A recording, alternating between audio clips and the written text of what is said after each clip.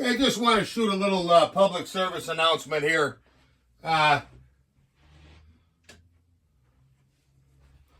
First of all, I want to talk about these dynos, okay?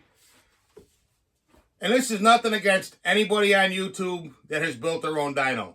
There's a couple guys out there, Dyno Joe, Hey Chafe and Sawdust, and a couple more. And I have a buddy that has one too, okay? So it's nothing against those guys. They're providing a service. You send a saw into them. They give you what it tests and the relative gains, okay? But we got some joker out there, I think he's in Michigan, that's got a steel 400C,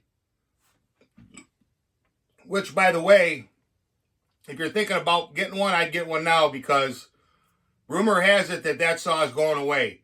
The 362 and the 400C is going away, and it's going to be replaced by, I believe, to the best of my knowledge, a 62cc 400i. So if you want one of the old birds, you better scoop it up. But anyways, we got this joker out in Michigan that's got these inflated numbers here. I believe the stock 400C puts out 5.4 horsepower. Now that's on the dyno over in Stuttgart, Germany. Okay? That's what they publish. Okay? Now, I had a guy in the comment section, well, you know, they're all different. Now, look it, dude. You buy 10 saws from the steel dealer and you run them all, I guarantee you they're going to be all pretty close. Sure, one's probably going to be fastest, one's going to be slowest, and there's going to be 8 in the middle. But the strength of materials, the manufacturing tolerances, a lot of this stuff now is CNC machined, the ports, you know, they're all close. You're not going to get, 10-20% variance from one saw to the other brand new. You just ain't. Maybe back in the day, when materials weren't as good, the tolerances weren't as good, the machining methods weren't as good, it's believable. But today in 2024, I get that idea right out of my head because it's not true.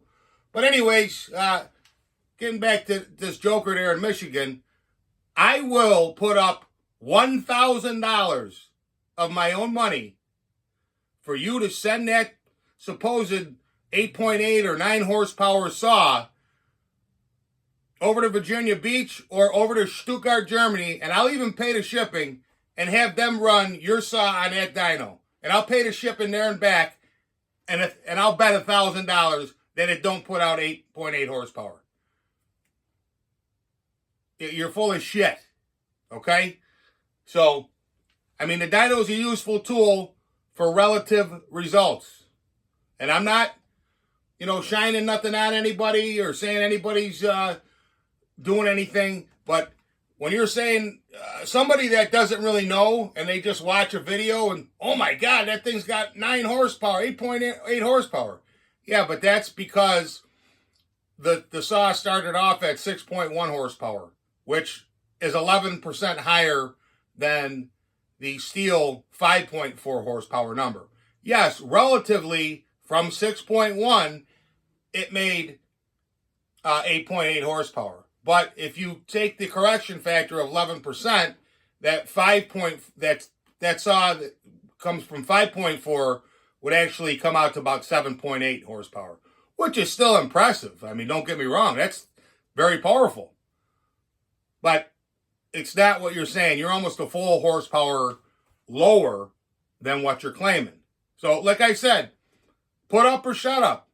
I'll bet $1,000 and I'll pay the shipping from Michigan or wherever you're at to either Virginia Beach or Stuttgart and have them test it, give us the results, and then send them back. Because I think you're full of beans.